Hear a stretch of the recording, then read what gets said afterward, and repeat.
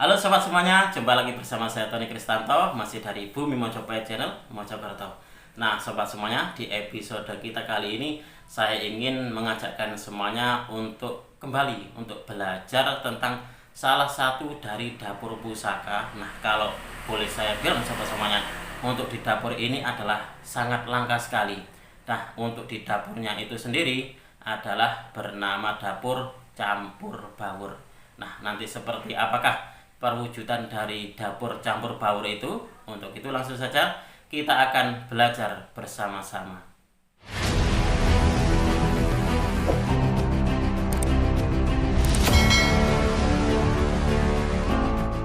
Nah sobat semuanya, ini sebelum saya ajak kalian semuanya untuk belajar tentang salah satu dari dapur pusaka, yaitu dapur campur baur. Mungkin kalian di sini juga bertanya nih, Mas Tony kok backgroundnya ini berbeda-beda. Jadi kalau boleh saya bilang, untuk di background yang biasanya saya pakai itu adalah di galeri saya. Jadi berada di apa ya, galeri, jadi ruang tamu galeri saya. Lalu yang beberapa hari terakhir itu saya di ruang tamunya Pak Lek saya. Dan untuk hari ini sama-samanya saya membuatnya di rumah mertua saya. Semuanya, salah satu dari dapur pusaka yang sangat langka sekali yaitu campur baur. Jadi saya membuka di buku dapur bahwasanya untuk dicampur baur ini ternyata tidak ada untuk keterangannya, dan di buku ensiklopedia keris pun juga tidak ada sobat semuanya. Jadi saya wah, ini gimana nih? Tapi tenang saja sobat semuanya, di sini karena saya pun juga mempunyai dari contohnya. Jadi kalau kita belajar dan ada contohnya itu nanti sangat apa ya, gampang sekali diingat, dan juga enak banget kalau ada contohnya. Nah itu sobat semuanya. Di sini nanti sobat semuanya saya juga ingin berpesan kepada kalian semuanya bahwasanya di dalam dunia tosan aji itu, para pecinta tosan aji semuanya itu, yang senior itu bilang bahwasanya di dalam babakan tosan aji itu tidak ada yang ahli. Itulah kenapa sobat semuanya saya selalu menekankan kepada kalian semuanya, jangan menganggap saya ini ahli, jangan menganggap saya ini senior. Jadi saya di sini ingin mengajak kalian semuanya itu belajar bersama-sama. Jadi saya di sini pun juga menempatkan dalam posisi kita belajar bareng. Jadi seperti itu. Jadi saya bukan ahli, saya bukan senior, kita belajar bersama-sama. Itu seperti itu sobat semuanya. Nah, untuk di dapurnya sendiri sobat semuanya, ini kebetulan saya mempunyai koleksinya nih. Ini adalah berdapur campur baur. Dan untuk kerisnya ini sendiri sobat semuanya, ini sudah sangat lama banget saya koleksi. Ini udah berapa tahun ya, sudah lama pokoknya ini. Dan untuk di warangkanya sendiri sobat semuanya, sebenarnya ini bukan warangka aslinya. Ini bukan warangka aslinya, tapi saya ganti. Tapi ini pun juga warangkanya lawasan. Nah, seperti ini. Nah, coba kita akan melihat wujud dari pusakanya seperti apa.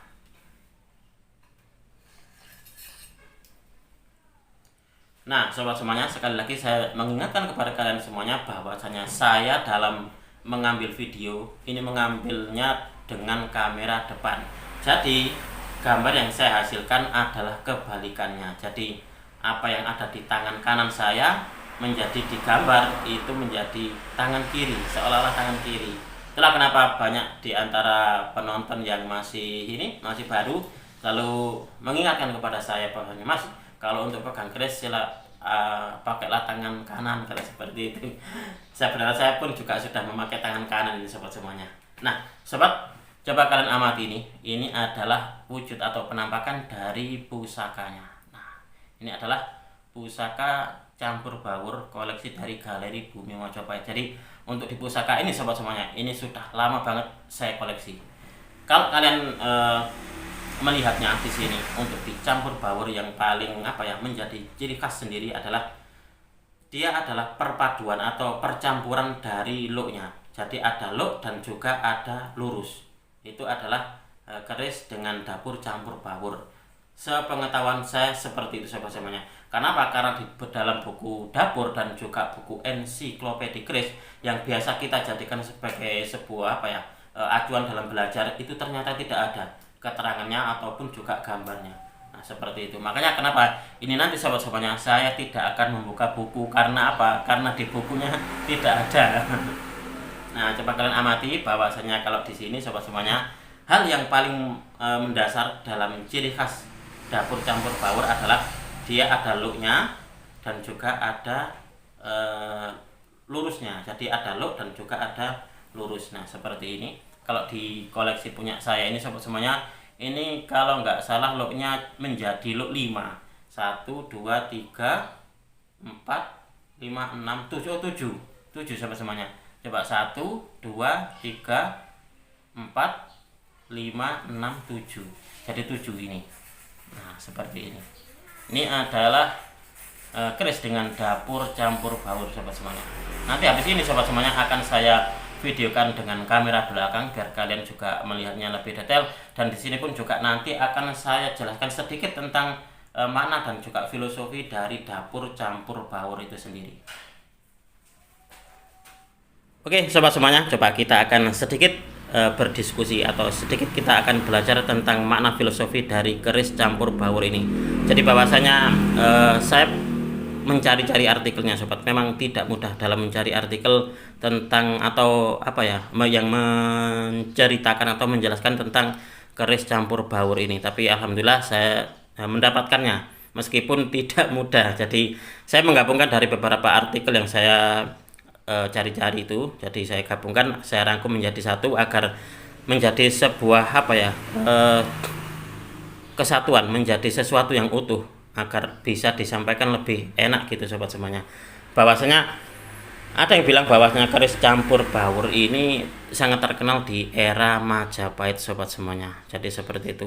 Nah, apakah keris dengan dapur campur baur ini dulu adanya cuma di Majapahit saja? Ternyata saya juga mendapatkan informasi bahwasanya keris dengan dapur ini ternyata di eranya Singosari pun juga ada, karena saya waktu itu karena saya juga melihatnya ada seorang apa ya, bisa dikatakan kolektor seperti itu. Beliau mempunyai juga dapur campur baur yang eranya menurut beliau adalah estimasi Singosari. Nah campur baur sendiri ini sobat semuanya, coba kita akan melihatnya lebih dekat. Nah seperti ini untuk di bagian bawahnya ini dia memakai look. Jadi dia look, lalu di bagian tengahnya dia lurus. Nah ini lurus, lalu di bagian ujungnya dia ada look lagi sobat semuanya. Jadi untuk di lurusnya ini diapit oleh bentuk look. Nah untuk campur baur sendiri ini sobat semuanya, coba akan saya sedikit definisikan bahwasanya campur baur itu terdiri dari dua kata, yaitu campur itu artinya menyatu, dan baur ini artinya melebur. Jadi jika diartikan sobat semuanya secara keseluruhan bermakna bahwa melebur dan menyatu menjadi satu kesatuan yang diistilahkan oleh Empu Prapanca waktu itu menjadi sebuah apa ya simbol, yaitu Bhinneka Tunggal Ika, yang filosofi yang terkandung bahwa sang pemilik keris ini dapat menjadi pribadi yang dapat mencampurkan segala situasi atau perilaku dalam suatu kesepakatan, baik dalam politik, agama, dalam lobby bisnis, dan lain sebagainya. Konon ada yang bilang jika keris yang dipakai Mahabhatih Gajah Mada dalam Sumpah Amukti Palapanya itu sobat semuanya, itu berdapur campur baur. Jadi wallahu alam. Jadi mungkin yang saya dapatkan waktu informasi bahwasanya keris campur baur itu terkenal di Mojopahit, kemungkinan mungkin karena kisah ini bahwasanya Sumpah Amukti Palapa dari Gajah Mada waktu itu, waktu beliau mengucapkan sumpahnya, beliau membawa atau mungkin juga mengacungkan mungkin keris dengan dapur campur baur. Itulah kenapa keris dengan dapur ini sangat terkenal sekali di era Majapahit sobat semuanya. Nah sobat semuanya, jadi kalau boleh saya mengambil sebuah kesimpulan dari yang saya paparkan tadi, bahwasanya pemilik dari keris campur baur ini kalau boleh dibilang adalah diharapkan menjadi seseorang yang mediator ulung. Jadi pemiliknya ini adalah menjadi seseorang yang bisa mencampurkan segala situasi atau perilaku dalam sebuah kesepakatan. baik di dalam politik ataupun dalam urusan agama, atau bisa juga di dalam lobby-lobby bisnis kalau untuk saat ini sobat semuanya. Tapi kalau untuk zaman dulu, kemungkinan seseorang yang memegang keris dengan dapur campur baur ini, beliau adalah seorang mediator ulung. Mungkin seperti itu sobat semuanya. Karena apa?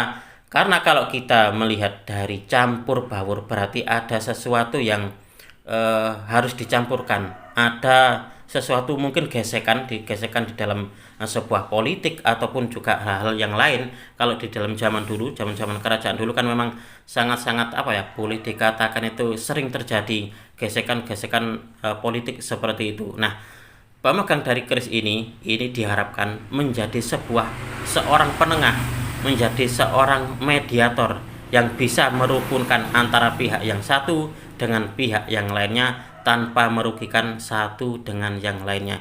Itulah kenapa sobat semuanya, kalau di dalam istilah-istilah Empu Prapanca ini menjadikan sebuah istilah campur baur tadi menjadi Bhinneka Tunggal Ika, yang bermakna berbeda-beda tetapi tetap satu jua.